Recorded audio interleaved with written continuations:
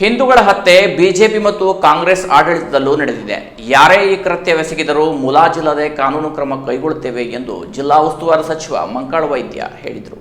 ಕುಮಟಾದಲ್ಲಿ ಮಾಧ್ಯಮಗಳೊಂದಿಗೆ ಮಾತನಾಡಿದ ಜಿಲ್ಲಾ ಉಸ್ತುವಾರಿ ಸಚಿವ ಮಂಕಾಳು ವೈದ್ಯ ಅವರು ಬಿಜೆಪಿಯವರಿಗೆ ಸುಳ್ಳು ಹೇಳುವುದೇ ಬಿಟ್ಟರೆ ಅವರು ಜೀವನದಲ್ಲಿ ಮಾಡಿದ್ದೇನಿದೆ. ಕಾಶ್ಮೀರದಲ್ಲಿ ದಾಳಿ ಆಯಿತು, ನಾವು ಅದನ್ನ ಖಂಡಿಸಿದ್ದೇವೆ. ಇದನ್ನು ನಾವು ಬಿಜೆಪಿಯವರು ಮಾಡಿಸಿದ್ದು ಎನ್ನಲು ಆಗುತ್ತಾ? ಘಟನೆ ಆಗಬಾರದಿತ್ತು, ಆದರೆ ದುರಂತ ನಡೆದು ಹೋಗಿದೆ. ಇಂತಹ ಘಟನೆಗಳು ಮರುಕಳಿಸದಂತೆ ಕೇಂದ್ರ ಸರ್ಕಾರ ನಿಗಾ ವಹಿಸಬೇಕು. ಇಲ್ಲಿ ಅಮಾಯಕರು ಸಾವನ್ನಪ್ಪಿದ್ದಾರೆ, ಅವರ ಕುಟುಂಬಕ್ಕೆ ಧೈರ್ಯ ತುಂಬುವ ಕೆಲಸ ಮಾಡಬೇಕು. ಇದನ್ನು ಬಿಟ್ಟು ಬಿಜೆಪಿ ಕಾಂಗ್ರೆಸ್ ಎಂದು ಟೀಕೆ ಟಿಪ್ಪಣಿ ಮಾಡುವುದಲ್ಲ. ಸುಹಾಸ್ ಶೆಟ್ಟಿ ಹತ್ಯೆ ಪೂರ್ವದಲ್ಲಿ ಸಾಕಷ್ಟು ಪೋಸ್ಟ್ಗಳು ವಾಟ್ಸ್ಆಪ್ ಮತ್ತು ಫೇಸ್ಬುಕ್ನಲ್ಲಿ ಹರಿದಾಡುತ್ತಿತ್ತು. ಈ ಬಗ್ಗೆ ಪೊಲೀಸರು ಯಾವುದೇ ಕ್ರಮ ಕೈಗೊಂಡಿಲ್ಲ ಎನ್ನುವ ಬಗ್ಗೆ ಬಿಜೆಪಿ ಆರೋಪ ಮಾಡಿದೆ ಎನ್ನುವ ಕುರಿತು ಮಾಧ್ಯಮಗಳು ಕೇಳಿದ ಪ್ರಶ್ನೆಗೆ ಉತ್ತರಿಸಿದ ಸಚಿವರು, ವಾಟ್ಸ್ಆಪ್ ಮತ್ತು ಫೇಸ್ಬುಕ್ನಲ್ಲಿ ಬರುವ ಸಂದೇಶಗಳನ್ನು ನಾವು ಖಂಡಿಸುತ್ತೇವೆ.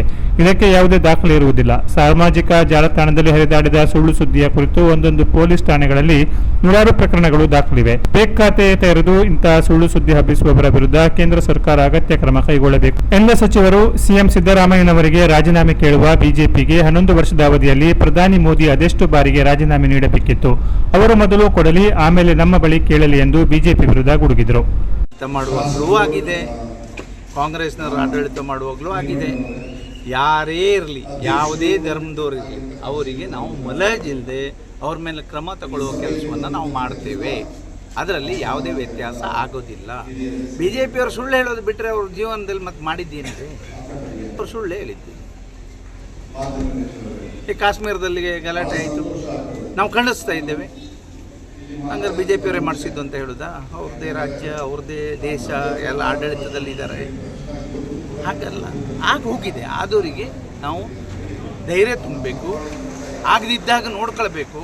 ಆದದ್ದು ಹೇಗೆ ಇದು ಅನಾಹುತ ಆಯಿತು ಅಂದಲ್ಲಿ ನಾವು ಕ್ರಮ ತಗೊಳ್ಬೇಕು, ಮುಂದೆ ಆಗದಿದ್ದಾಗ ನೋಡ್ಕೊಳ್ಬೇಕು. ಅದು ಬಿಟ್ಕೊಂಡು ಬಿ ಜೆ ಪಿ ಕಾಂಗ್ರೆಸ್ ಒಂದಲ್ಲಿ ಹೇಳ್ಕೊತ ಇರೋದಲ್ಲ.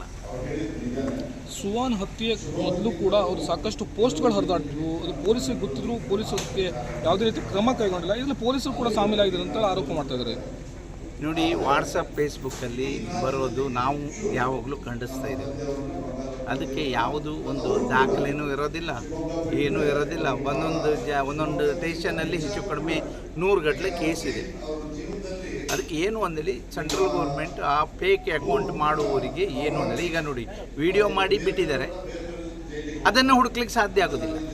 ಅಂದರೆ ಯಾವ ಪರಿಸ್ಥಿತಿಯಲ್ಲಿ ವಾಟ್ಸಪ್ಪು ಫೇಸ್ಬುಕ್ಕು ವ್ಯವಸ್ಥಿತವಾಗಿ ಈ ಏನು ಬಿ ಜೆ ಪಿ ಸರ್ಕಾರದವ್ರು ಮಾಡಿಟ್ಟಾರನ್ನಲ್ಲಿ ನೋಡಬೇಕು. ನಾವು ಸಿ ಎಂ ಅವರ ರಾಜೀನಾಮೆ ಕೂಡ ಆಗ್ರಹ ಮಾಡ್ತಾ ಇದ್ದಾರೆ.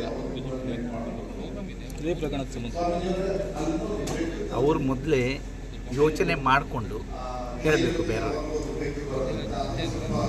ಇದಕ್ಕೆಲ್ಲ ರಾಜೀನಾಮೆ ಕೇಳ್ತಾ ಹೋದರೆ ಪ್ರಧಾನಮಂತ್ರಿಯವರ ಇಷ್ಟು ವರ್ಷ ಇರ್ಲಿಕ್ಕೆ ಸಾಧ್ಯನೇ ಇಲ್ಲಾಗಿತ್ತು, ಯಾವಾಗೂ ಹೋಗ್ಬಿಡ್ಬೇಕಿತ್ತು. ಅವ್ರು ಮೊದಲು ನರೇಂದ್ರ ಮೋದಿಯವರು ನೆನಪು ಮಾಡಿಕೊಂಡು ಈ ದೇಶದಲ್ಲಿ ಏನೇನು ಆಯಿತು 11 ವರ್ಷಕ್ಕೆ ಅಂದಲ್ಲಿ ಯೋಚನೆ ಮಾಡಿಕೊಂಡು ಬೇರೆಯವ್ರಿಗೆ ರಾಜೀನಾಮೆ ಕೊಡಲಿ. ಇಲ್ಲಾಂದ್ರೆ ರಾಜೀನಾಮೆ ಮೋದಿಯವರು ಕೊಟ್ಟುಕೊಂಡು ನಂತರ ನಮ್ಮ ಹತ್ರ ಕೇಳಿ. Canara plus news, Kumta.